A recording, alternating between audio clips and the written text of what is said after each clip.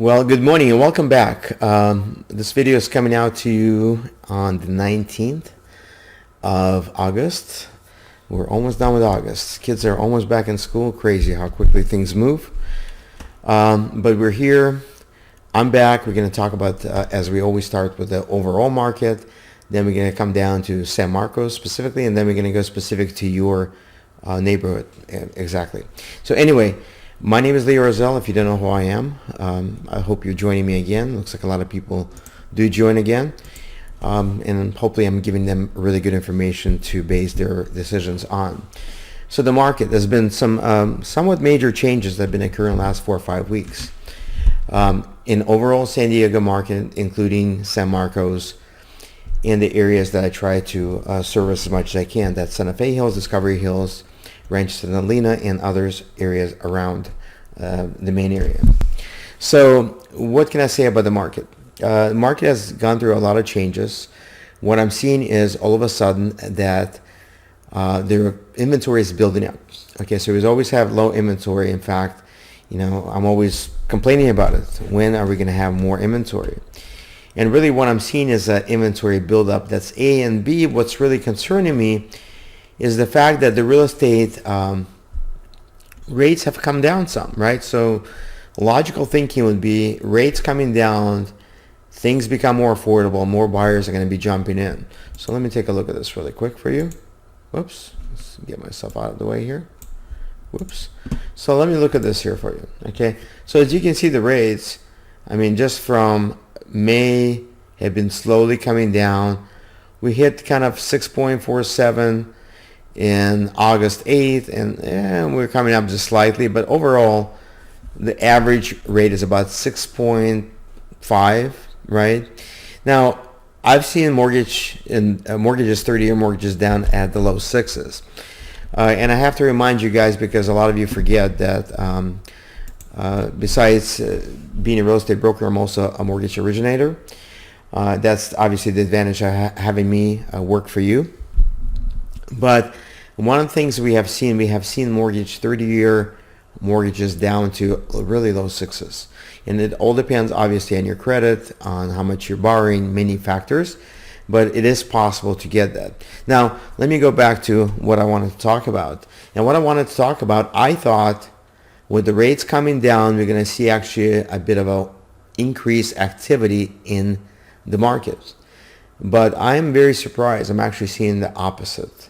I'm seeing decrease in activity. I'm seeing build up in inventory. More homes are on the market.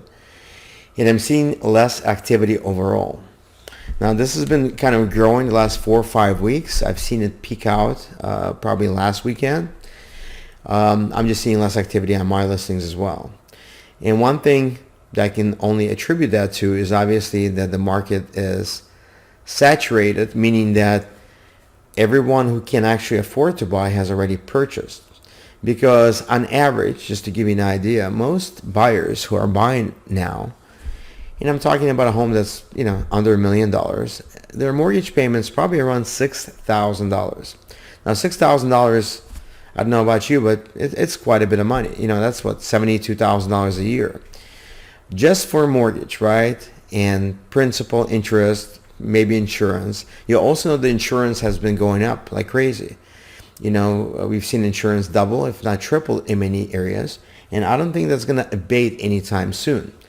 I have some people that I know in, for example, Escondido area. They have a pretty good sized home, let's say 5,000 square feet or so, but they're paying close to $11,000 for a policy. It's on a fair plan, which is a California plan, which, one way or the other, it doesn't matter. It's just a lot of money, right? So I think what we're seeing is just the market being tired, saturated. There's not a lot of buyers who are willing to pay more than $6,000, let's say, for a mortgage, unless they are coming in for more cash. So more cash on a down payment will obviously lower their payments. So this is what I'm seeing happen. There's a trend building up. I'm hoping that this is just a temporary stop, but the market has definitely hit the brakes. There's no question about it. Okay? So, and this is, like I said, doesn't matter if it is somewhere in San Diego, if it's South San Diego, Central San Diego or this area. Now, obviously, different areas have their own little dynamics. Areas like Carmel Valley, Carmel Mountain, all those areas will have a higher demand because most people, like it or not, will sprawl or go towards San Marcos, Oceanside, further away from the center because it's just less expensive. That's the reason why a lot of people move to Temecula or Murrieta. It's just less expensive. But as prices get more and more expensive, it just doesn't matter. People can't afford it, so you're going to see more and more listings come up. The other thing that I've been seeing is obviously some sellers wanted to sell, but they wanted to get their price. And because they realized they couldn't get their price, they're pulling the homes off the market. So really what's kind of starting to balance things out, I'm seeing more withdrawals. And what that means is the seller has decided to postpone the sale for now or do something else because they weren't really serious. It wasn't really something they needed to do. And as I said before, this is not a market for the people who want. This is for market for people who need to sell, right? Now, let me just caution everybody, this is not doomsday. We're not going to have foreclosure city. We're not in 2008, 2009. Now, we have a pause. Maybe we'll pull back 10%. I don't know. So if you are, going to be selling or have solid plans of selling this year, you may consider doing it now because obviously we don't know what's going to happen right before the election, right after the election. We have no idea, right? I can tell you right offhand that the fact that inflation is here and here to stay is not going to change. Yeah, we may have reduced the rate of inflation, but it's already inflated. We're not going to deflate that bubble unless we have some kind of deflationary component. Now, job numbers have been going down. Unemployment has been going up. So that's been a sign for the Fed, and that's the reason they're trying to drop the rate sooner than later. But the Fed honestly doesn't really care about housing that much. They actually want to see the prices come down a little more because housing has been just totally on fire. So with that said, let me jump on and talk about your specific area. Okay, so let's take a look at Discovery Hills, right? Discovery Hills, it's obviously very area that a lot of people want to be in because of schools and kids, etc. As you can see right here, let me jump here. There is about 3-4 homes right now. Reserve is in Rancho Tesoro, but let's say 3-4 homes that are in the market. And we have, looks like 2 basically pending. And we have a few closed here. We'll go through it really quick. We have one in Sonoma that closed on the 9th. It's a 5-bedroom, 3-bath. It was 2,026 square feet. That closed at $935. We have another one here. I should have filtered this out, but I didn't. There's one that closed, looks like last month, on the 3rd. That's Valencia. That's really not considered to be part of Discovery, so I'm going to leave this one alone. Summer Holy closed on the 9th of this month. It just closed. It was a 2-3, the smaller one in the woods, as I call them, Whispering Woods.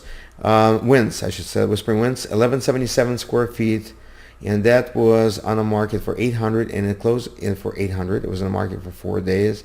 So you can see the lower price homes are still moving fairly well, but I think as you get higher in price for this area, anything over $1 million is starting to stagnate.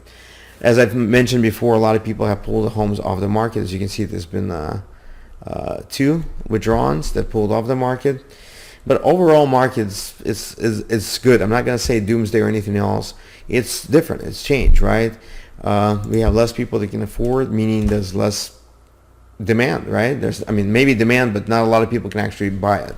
With $6,000 mortgages, not everybody can afford that. But overall, I think the market's strong.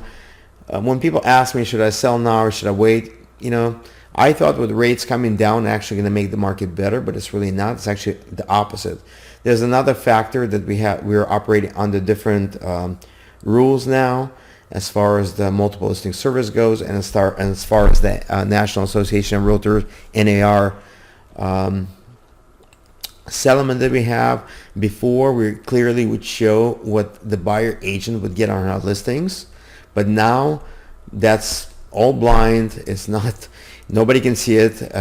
This is now negotiated within the offer. So when an offer is made, a buyer agent will actually include some kind of a request to pay commission, and they have to show their buyer broker agreement showing the same amount of rate. So things have complicated a bit, but now everything is a little more negotiable. It can be kind of a problem. I think maybe the first couple of weeks of this going into effect, which has happened last week, may be slowing things down. But overall, like I said, the market it's in decent shape. Let's look at what's actually in the market really quick as well. So you can see the 1020 Sparrow Court is on the market. It's a 4-bedroom, 2-bath, 1794 square feet. Asking $999 for a 27-day in the market. I'm not sure if it's going to go or not. We'll see. Market time is up, so sometimes things have to kind of average themselves out.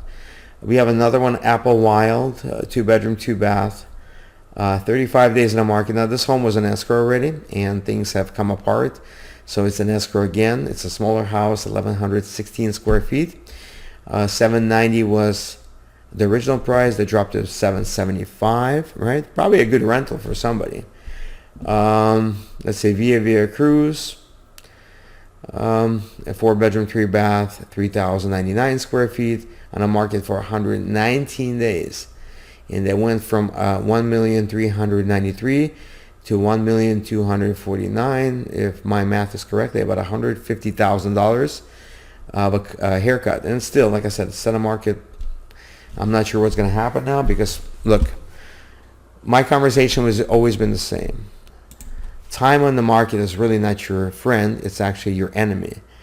Days in the market is detrimental to your value. The longer you stay in the market unsold, the less becomes your perceived value. But perceived value is actually real value because the buyers use that to be able to judge what your home is worth, right? So if the home has been on the market for, like I said, 30, 40, 50, 60 days, they already know that, well, they assume that people have seen the property, enough people have seen the property and have passed on the property. So obviously they're not going to be caught with a bag in their hand. So they're probably going to lowball you at this point because they have nothing to lose.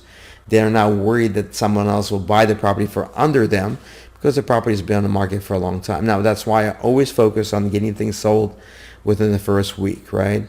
My N72 process, the weekend sale, is all about that. It's about setting things up and making sure we get as much pull on a property in the first weekend we show it to generate offers, to generate buyer competition, really use social psychology to get as much money for you as possible, okay? Well, that's all I want to say. I really appreciate you coming here, listening to this. I hope it was helpful, and I'll see you in the next one. Thank you again.